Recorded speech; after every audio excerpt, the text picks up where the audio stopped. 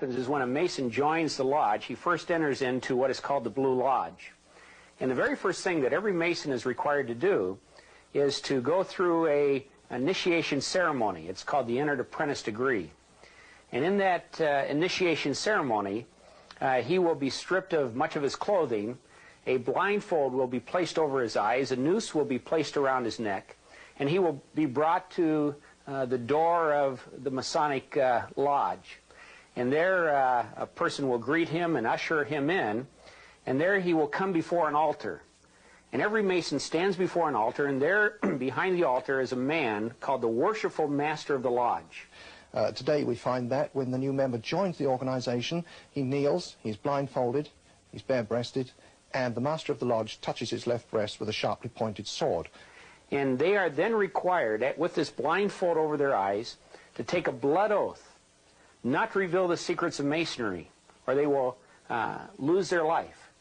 Every Mason puts his thumb to his throat, and he swears a blood oath not to reveal the secrets of Masonry, or he'll have his throat cut from ear to ear, his bowels ripped open and given to the beasts of the field. And these pagan blood oaths are taken to swear them to secrecy, so they will not reveal the secrets of what they will learn as they progress through the Masonic Lodge.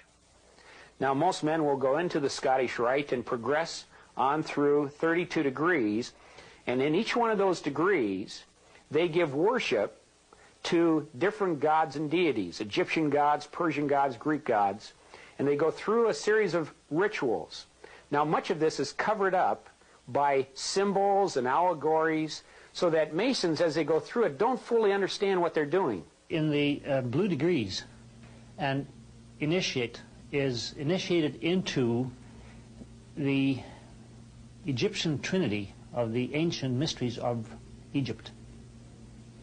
And this Egyptian trinity is hidden from the initiate.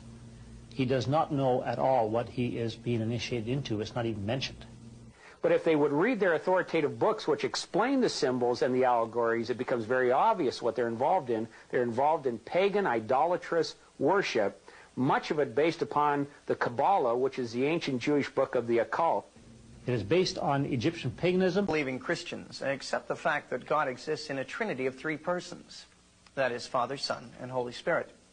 But what most people, including many Masons, don't realize is that the God of Freemasons, the great architect of the universe, is also a trinity. In both the Scottish and York Rite, you discover that Masons are on a journey seeking to find the lost name of God. Part of their religion, they say, is that the sacred name of God has been lost. And they tell this whole story of the building of Solomon's temple and the architect, Hiram Abiff, who, in building the temple, lost the sacred name of God. And so they say that Masons are on this search to recover the lost name of God. And finally, when you get to the Royal Arch degree, the Mason is finally told what the secret name of God is that only Masons can know. And they pride themselves that they alone are the custodians of the secret name of God.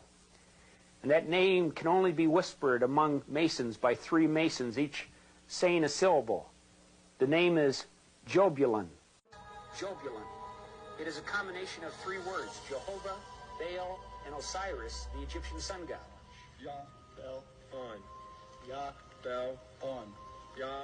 And what a Mason is worshiping in the Masonic Lodge is a three-headed god made up of Jehovah, Baal, which was the fertility god of Baalbek in Lebanon, and Osiris, the Egyptian sun god, represented by the phallic symbol, the sexual worship in Egypt.